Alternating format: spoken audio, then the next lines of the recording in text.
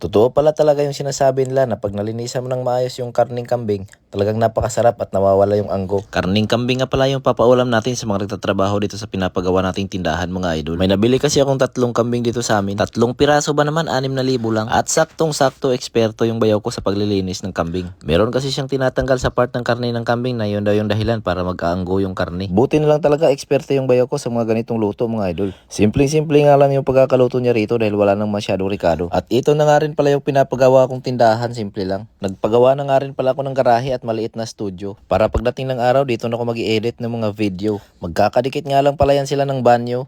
Kapag sa bahay kasi medyo maraming tao. Kaya naisip ko magpagawa dito ng isang kwarto para gagawin kong studio. Para kapag gumagawa ko ng video, walang masyadong storbo. Wala nga pala akong idea kung paano niluto ito ng bayaw ko. Parang adobong pinatuyo lang yata ito. Nag-trim na rin pala kami dito sa malaking puno. Baka kasi pag may bagyo, babagsak yan sa bubong natin. Dumating na nga rin pala yung mga imbornal na in-order ko. Malalaking imbornal nga pala yung in-order ko.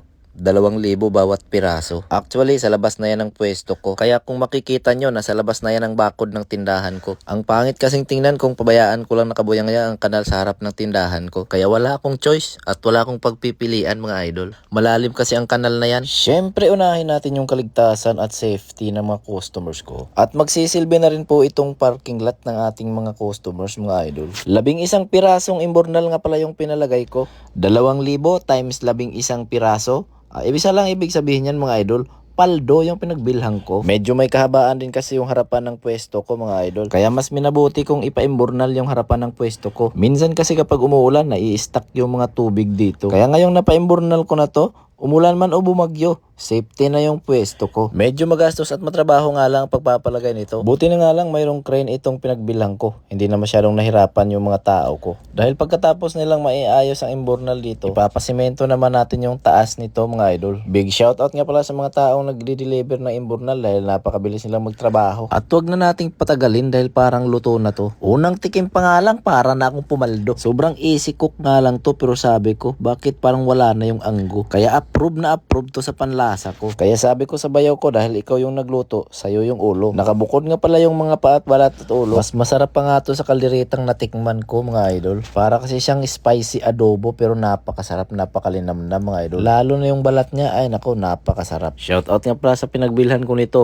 Wing Wing Tomado from Barangay Dulis, Calatrawan, Negros Occidental. Binigay niya lang sa akin 6K yung 3. Kaya yung iba, abangan nyo. Maglilitsyon tayo ng kambing dito. May nakapagsabi kasi sa akin, masarap din daw yung litsyon kambing. Pero sa ngayon, ito muna yung lalantakan natin, adobong kambing. Kaya pinili ko na kaagad yan yung mga balat at itlog ng kambing. Sabi pa nga nila, maganda daw to sa mga palautog.